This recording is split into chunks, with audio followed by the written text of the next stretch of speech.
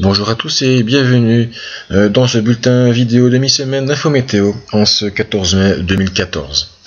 Alors un bulletin vidéo qui va essentiellement se concentrer sur ce qu'il se pourrait se passer durant la semaine prochaine et surtout première partie de semaine prochaine, car au-delà les choses sont encore plus compliquées, n'allons pas trop vite en besogne. Donc comme nous l'avons expliqué dans les bulletins écrits, nous sommes le mercredi donc 14 mai et il y a encore quelques averses qui se développent ça et là.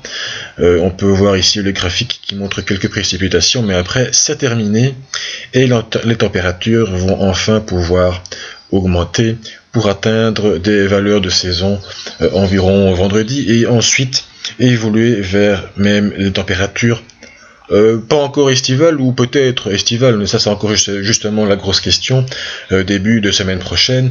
Mais comme vous constatez, ce sera le retour des précipitations convectives, averses, probablement orages aussi, mais c'est évidemment là aussi toute la question. Alors que va-t-il se passer ?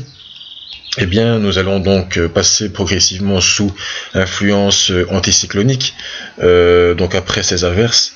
Et donc vous voyez que l'anticyclone va vraiment se développer sur nos régions, mais va ensuite être cassé en deux par une dépression qui va venir d'Islande. Et donc vous aurez une autre pression dont la première partie vers l'est va se trouver sur la Russie et la deuxième, elle va se situer sur l'océan Atlantique.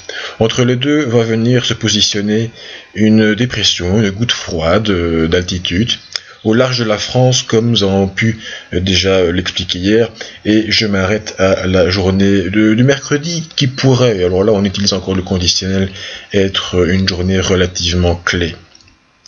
À savoir que c'est vrai, effectivement il y aura déjà des averses, même peut-être dimanche, lundi et mardi, mais c'est probablement mercredi que le maximum de bouffées d'air doux voire chaud et instable pourrait nous envahir. Ça c'est la version du modèle européen.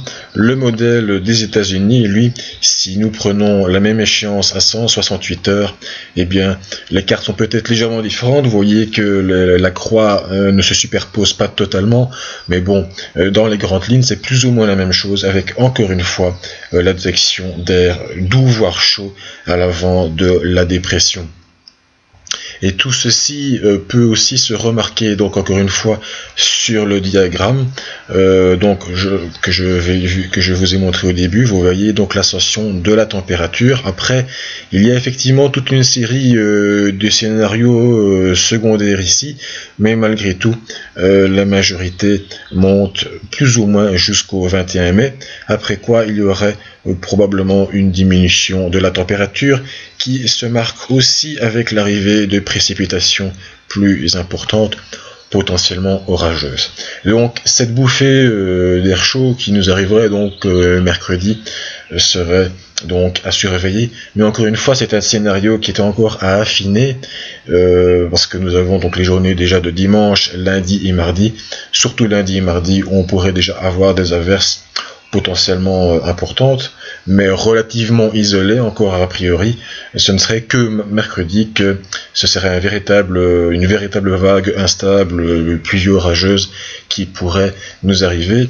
Donc après donc cette bouffée et donc des températures au-delà de 20 degrés dimanche, lundi, mardi et peut-être aussi donc mercredi avec un pic de température. Donc comme vous pouvez constater, c'est terminé pour le temps frais. Le diagramme le montre très très bien. D'ailleurs, on voit que la moyenne des scénarios se situe au-dessus de la ligne rouge.